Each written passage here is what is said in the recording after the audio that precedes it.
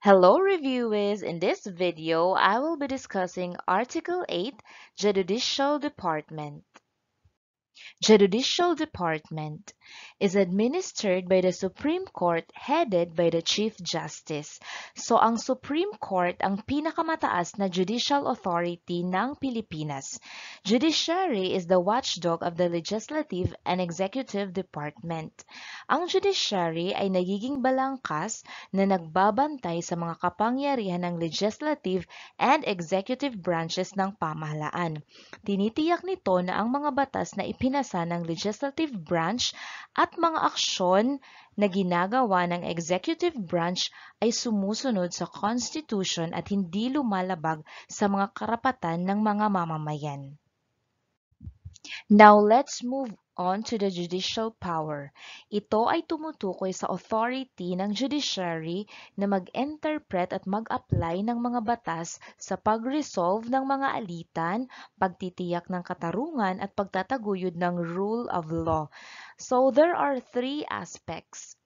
These are, first is the adjudicatory power, next is the judicial review, and lastly, the incidental power. Ano ba ang adjudicatory power? It is the power to use law to solve an issue and to determine the abuses made. In other words, ang kapangyarihang ito ay nagbibigay pahintulot sa mga hukuman na dinggin ang mga kaso, mag-apply ng mga kaugnay na batas, at magdesisyon upang malutas ang mga alitan. So, it involves interpreting and applying the law to specific situations. Halimbawa, sa mga pagkakataon na may alitan ukol sa execution ng isang kontrata, ang mga korte ay may kapangyarihang pakinggan ang mga argumento ng mga partido, suriin ang mga probisyon ng kontrata at mga kaugnay na batas, at magbigay ng desisyon kung paano ito mai-enforce. Ipinapaliwanag ng mga hukom ang kahulugan ng mga probisyon sa kontrata at kung paano ito dapat isagawa base sa umiiral na batas. Sa prosesong ito, ginagamit ng mga hukom ang kanilang adjudicatory power upang mapanatili ang katarungan at resolbahin ang mga alitan ng maayos. Next is the judicial review. It is the power to review the validity of the laws. Ang kapangyarihang ito ay nagbibigay kakayahan sa mga hukuman, lalo na ang Supreme Court, na i-review ang constitutionality ng mga batas at aksyon ng gobyerno.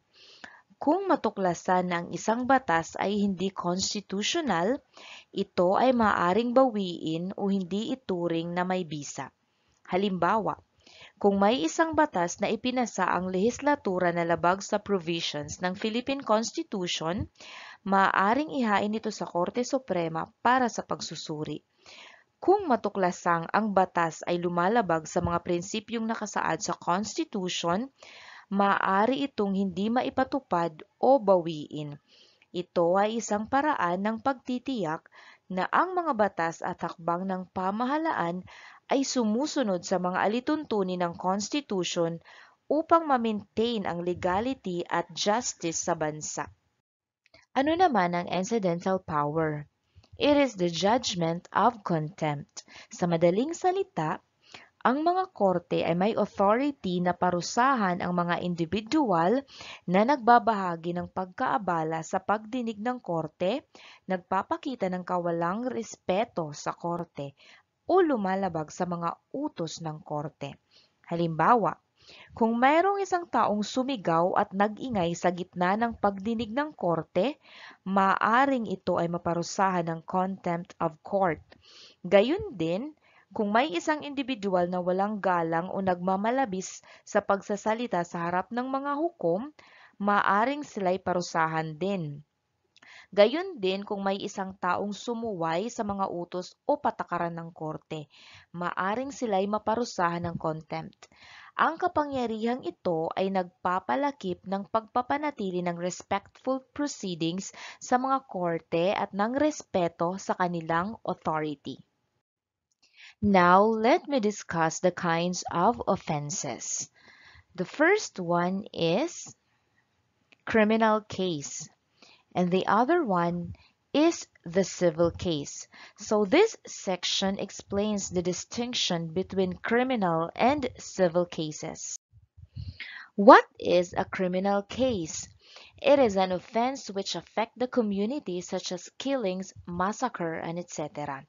Ang mga kaso na ito ay may kinalaman sa mga pagkakasala na nagdudulot ng pinsala sa komunidad, tulad ng mga krimen laban sa mga individual, ari-arian o sa estado. Halimbawa ng nabanggit ay mga pagpatay at mga massacre. While civil case is an offense which affect two or more individuals such as failure to comply to a contract. Ang mga kaso na ito ay may kaugnayan sa mga alitan sa pagitan ng mga individual o entities.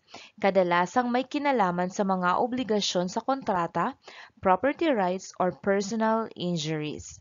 Halimbawa, may dalawang magkaibigan, sina Alex at John. Sila ay nagkasundo kung saan si Alex ay pumayag na ibenta ang isang mahalagang antique item kay John sa isang tiyak na presyo. Gayunpaman, matapos matanggap ang bayad, hindi nagawa ni Alex na ibigay kay John ang antique item ayon sa napagkasunduan. Ang pagkukulang na tuparin ang mga obligasyon sa kasunduan ay nagdulot ng epekto pareho kina Alex at John na nagresulta ng alitan. Sa ganitong sitwasyon, maaring maghain si John ng isang civil case laban kay Alex upang hanapin ang legal remedies para sa paglabag sa kasunduan.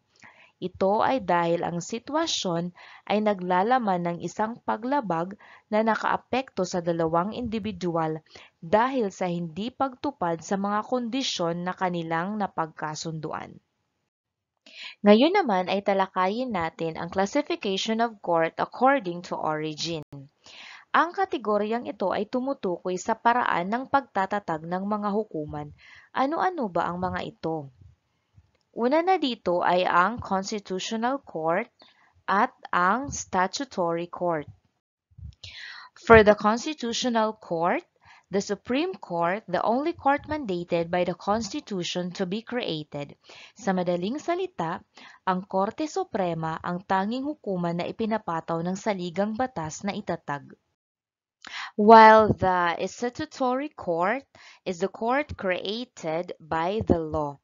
Ito ay ang mga hukumang mabababa o mas mababang antas na itinatag sa pamamagitan ng mga batas na ipinasa ng legislative branch. Ang mga hukumang ito ay namamahala sa particular na uri ng mga kaso at may limited jurisdiction. Sa kabuuan, ang classification of court according to origin ay tumutulong sa pagkakaroon ng organisado at epektibong sistema ng hudikatura. Ang Constitutional Court ay may mahalagang papel sa pagtitiyak ng kalidad ng Constitution, habang ang Statutory Court ay tumutugon sa iba't ibang pangangailangan ng populasyon sa pamamagitan ng pagtuon sa specific areas ng batas at sakop ng jurisdiction. Sila ay nagtutulungan upang magbigay ng katarungan, itaguyod ang batas, at tiyakin na ang legal issues ay nasusolusyonan ng patas at sa makatarungan na paraan. Talakayin naman natin ang classification of court according to case. This classification is based on the types of cases each court handles. The first one is the special court and the other one is the regular court. Under the special court is the Court of Tax Appeal, the Sandigan Bayan, the Court of Appeals, and the Sharia Court. What is a special court? It is a court which has a limited jurisdiction. Ang mga ito ay tinatag to serve specific types of cases na may unique scopes. Una na dito ay ang Court of Tax Appeal. It is a court which holds cases related to tax. In other words, it deals with cases related to tax disputes. Pangunahing responsibilidad nito na harapin at tapusin ang mga alitang may kaugnayan sa mga usapin ng buwis. Next is the Sandigan Bayan. It is a court which holds the cases related to graft and corruption.